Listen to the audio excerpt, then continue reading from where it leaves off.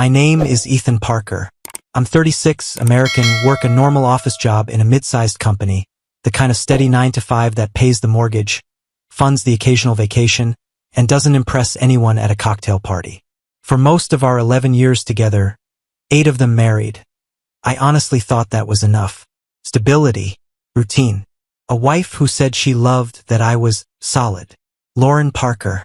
Same last name, same house, shared bed, shared life. Nothing glamorous, just ours. The night everything really started, it was a quiet Saturday. I was at the dining table with my laptop open, finishing a boring expense report I hadn't gotten to during the week. TV off. Just the soft hum of the dishwasher and the occasional car passing outside. I heard her heels before I saw her. Click, click, click. Then she walked past my chair toward the front door. Black mid-thigh dress, fitted and smooth, the kind she used to wear on anniversaries. Makeup perfect. Lips this deep red that looked almost casual but not quite, like she'd spent time getting it effortless.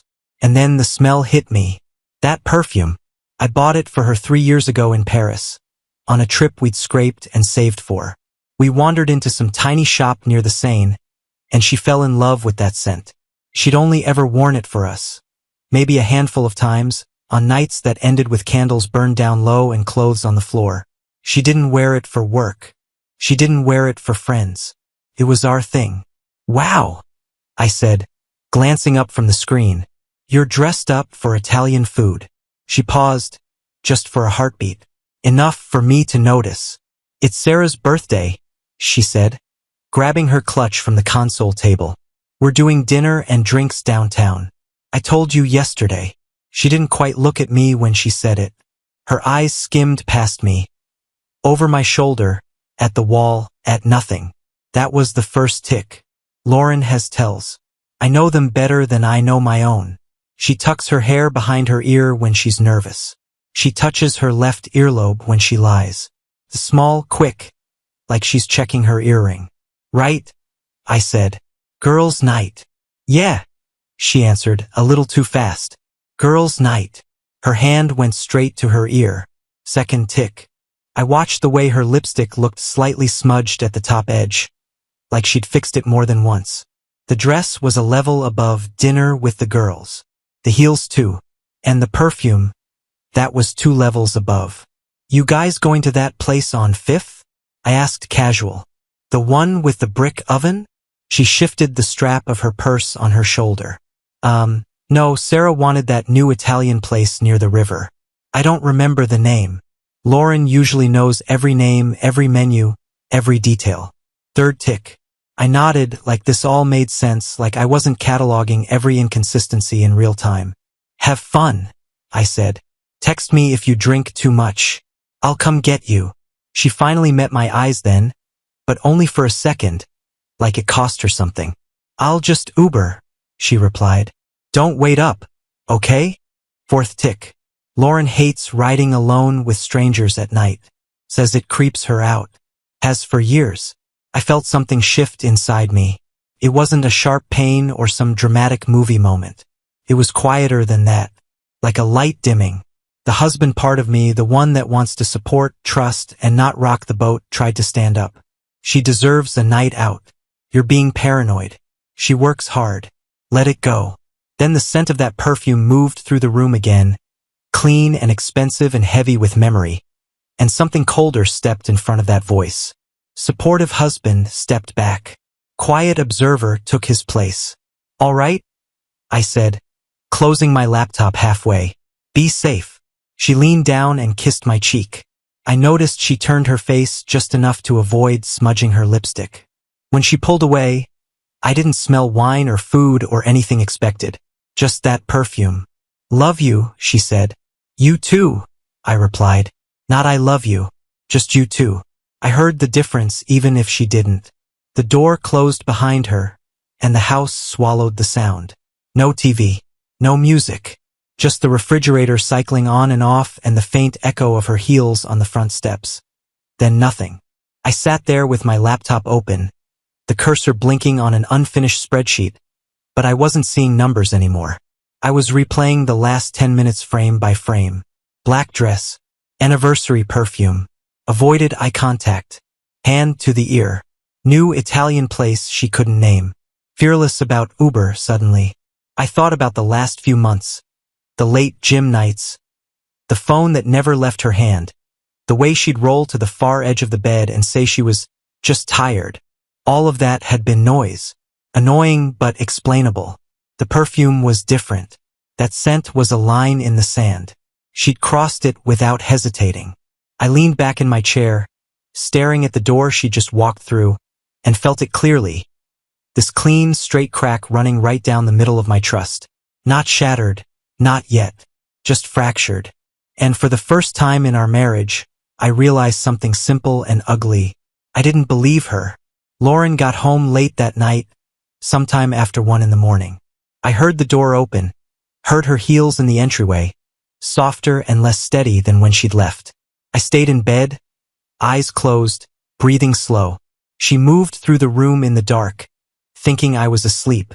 I caught the faint traces of her perfume under another smell. Cheap bar alcohol, maybe cologne that wasn't mine. The mattress dipped beside me. No attempt to curl in. No hand on my back. Just a careful, guilty stillness. In the morning, the story was simple. Sarah got too drunk, she said, rolling her eyes over coffee. We had to get her home. I crashed at her place. You were out cold when I checked in, so I didn't wake you. I nodded like I bought it. I didn't ask follow-ups. I logged every word instead. That whole day I functioned like a normal man. Work, emails, small talk, but it felt like someone had unplugged something inside my chest. I watched myself from a few feet back. That night the house was quiet again. Too quiet. No TV. No music. Just the tick of the wall clock in my home office. 10:43 p.m. I sat at my desk, the room lit only by my laptop screen. My fingers hovered over the keys, and my brain tried one last time to talk me out of it. You're overreacting. You'll embarrass yourself. She's tired, stressed, that's all. I opened a browser anyway and typed, private investigators near me. The list came up. Names, numbers, websites with stock photos of serious people in suits. It felt ridiculous and dead serious at the same time.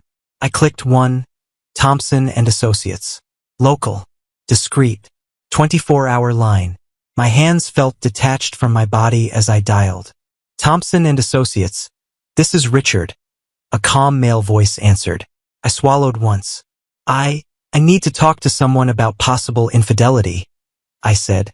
The word sounded foreign coming out of my mouth, like it belonged to someone else's life. Richard didn't flinch. All right, sir. I'll need some information. Your name? Ethan Parker. Okay, Ethan. Your wife's name? Lauren Parker. Tell me what's going on. I kept it short. The perfume. The lies that didn't quite line up. The late nights. The sudden comfort with Uber. The girls' night didn't feel like one. His questions were methodical, stripped of emotion. Her car make, model and color? License plate. Description of her? Where does she say she's going when she goes out? Any regular spots? I answered all of it, staring at the wedding photo on my bookshelf. Lauren in white, me in a rented tux, both of us smiling like idiots who believed in forever. Richard laid it out plainly. We can put a team on her tonight if she goes out, or for the next time she does. Surveillance, timestamps, photos. We document patterns. You'll have a preliminary report by morning. Standard retainer is... He told me the number. It wasn't cheap. It also wasn't even close to what I'd lose in a blind divorce if I stayed stupid. Do it, I said. He took my email, sent over a simple agreement. I read every line. Then I signed, wired the retainer, and stared at the confirmation screen like it belonged to another guy. When we hung up, the house felt even quieter. 11 p.m. midnight. 1 a.m. I sat on the couch with my phone in my hand. TV off. The room dark. My eyes kept drifting to that wedding photo on the mantle. 11 years of memories lined up behind it like soldiers. First apartment, cheap furniture, frozen pizza nights, the Paris trip where I bought her that perfume. I replayed the last 3 months instead. Late gym session. Don't wait up. Team drinks, networking, it's important. Her phone is face down on the table. Her body in bed, turned away from me, like someone had moved her further in the night. I realized I'd been giving myself little speeches. She's just stressed. She's getting older and wants to feel attractive. You're being insecure. At 2:47 a.m., my phone buzzed. New email. Subject: Preliminary report, Lauren Parker. I opened it. First line: Meridian Hotel, room 412. Arrived at 8:31 p.m. with an unidentified tall, dark-haired male believed to be Jordan. Still inside as of 2:40 a.m. There were a couple of grainy photos attached. Her car.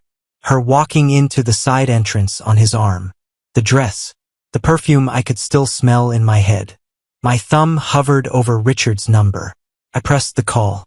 He answered on the second ring. Thompson and Associates. Richard speaking. It's Ethan, I said, voice steady. Keep going. Document everything. I don't care how bad it is. I want the whole truth.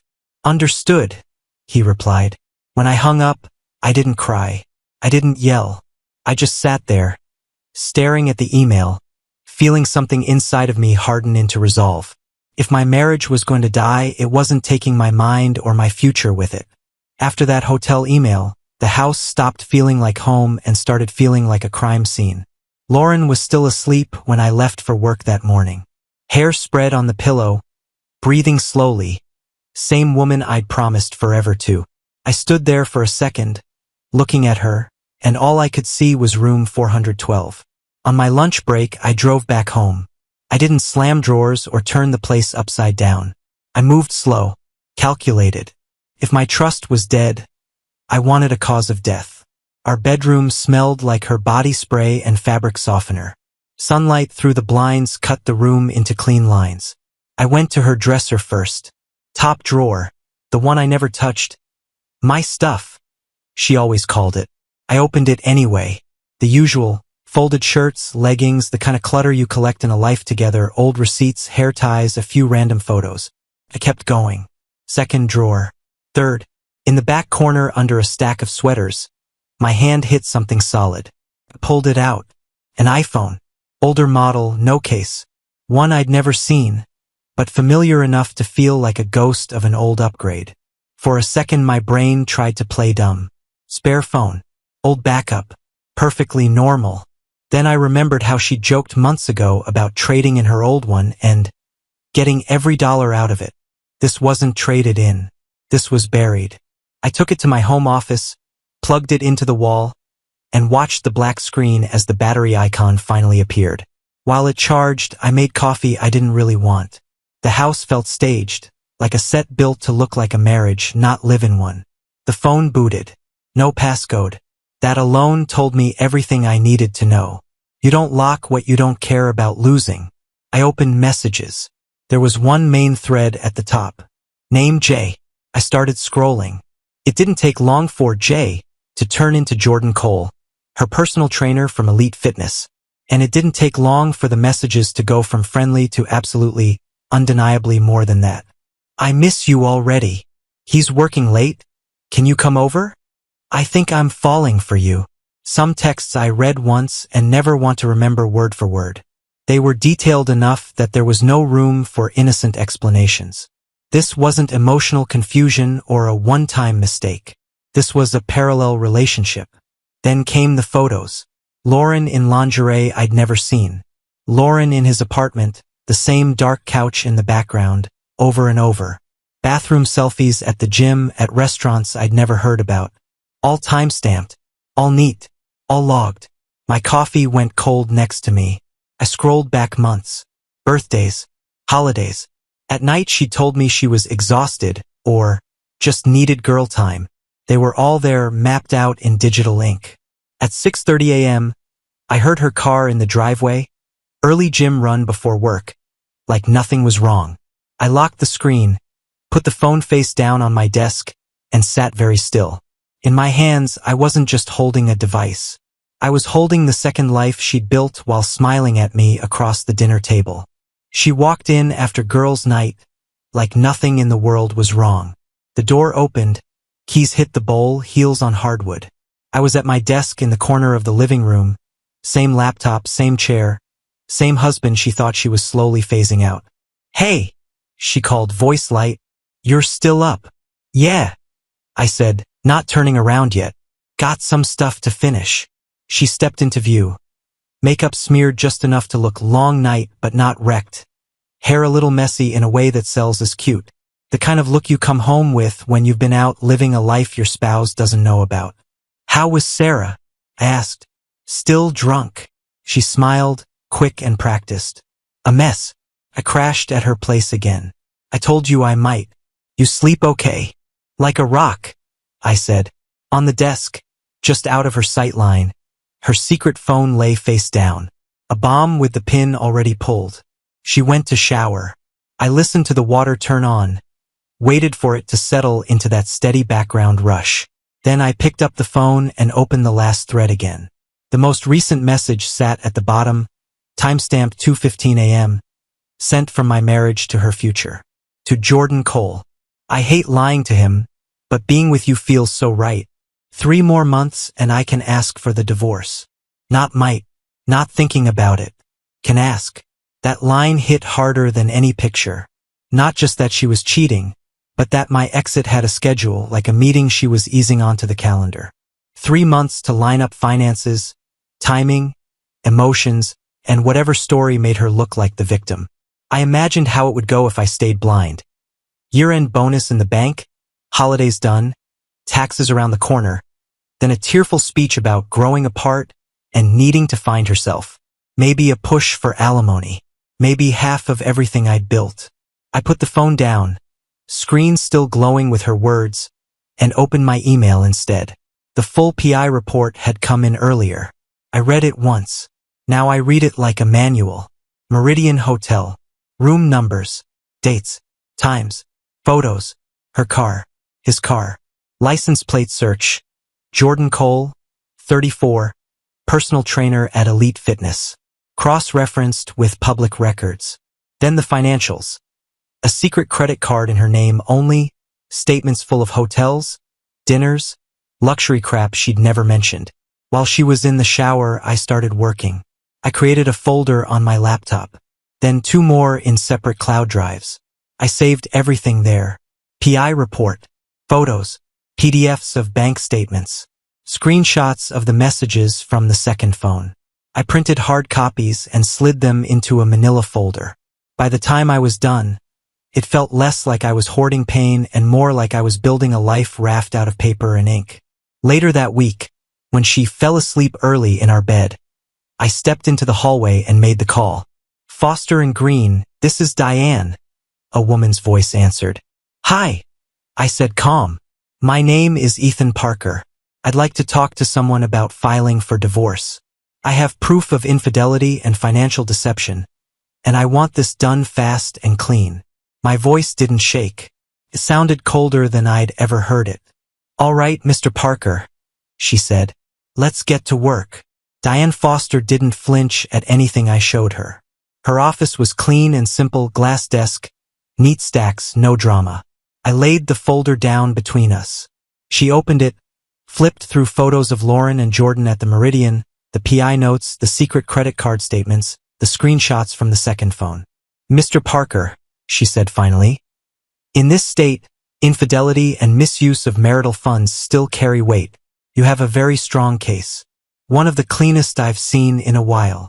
She said it like we were talking about a project plan, not my life. We went through the boring, crucial things. Timeline, income, assets. She asked where the money for our house down payment came from. "My inheritance," I said. "From my dad." She nodded. "We'll document that clearly as separate property. We'll show your contributions versus hers. And the card she used to fund the affair? That's financial deception. Judges don't like that." That afternoon, the work started. I opened a new bank account in my name only and redirected my paycheck. I pulled statements, highlighted every deposit from my inheritance, every transfer into the joint account. I froze or closed joint credit cards one by one. I updated passwords on everything tied to my identity, email, banking, retirement accounts. At HR, I scheduled a benefits review. We sat in a bland conference room while a woman walked me through options. I listened, asked about timelines to remove a spouse from coverage after a divorce. I took notes like it was any other meeting. At home, I played my role. I cooked dinner twice that week. Asked Lauren about her day. Watched shows with her on the couch. She'd lean into me sometimes out of habit, and I'd let her, feeling nothing. When she said she had team drinks or late gym nights, I'd smile, nod, kiss her on the forehead. Have fun, I'd say. Text me if you need a ride. Behind the scenes, Richard kept sending updates. Another night, another hotel. Same pattern. Photos of Lauren laughing with Jordan in the lobby. His hand low on her back. Their bodies too familiar to pass as anything else. Timestamps lined up perfectly with the, "I'll be home late. Don't wait up," text she sent me. Diane and I built a file. Richard built a record. Lauren built a fantasy. One night, I sat on the edge of our bed while she brushed her teeth, reading a fresh message she'd sent Jordan on the hidden phone. "You're my future. He's just my past hanging on." She came out of the bathroom, wiped her face, slid into bed next to me like nothing was wrong. "Everything okay?" she asked. "Yeah," I said, setting my regular phone on the nightstand. "Everything's fine." Lying there in the dark, listening to her breathe, I realized something simple and final. The man who loved Lauren had died the night I smelled that perfume. What was left was someone cold, precise, and done giving her the benefit of the doubt. By the time I decided to end it, I wasn't angry anymore. Anger is loud. What I felt was quiet, like a decision you've already made and just haven't announced yet. She floated the excuse a few days later over breakfast. "Work drinks Thursday," she said, scrolling her phone. "Team's hitting a place downtown. I'll probably be late." I didn't even need to check with Richard to know where she'd end up, but he'd already confirmed it anyway. Meridian Hotel? Jordan?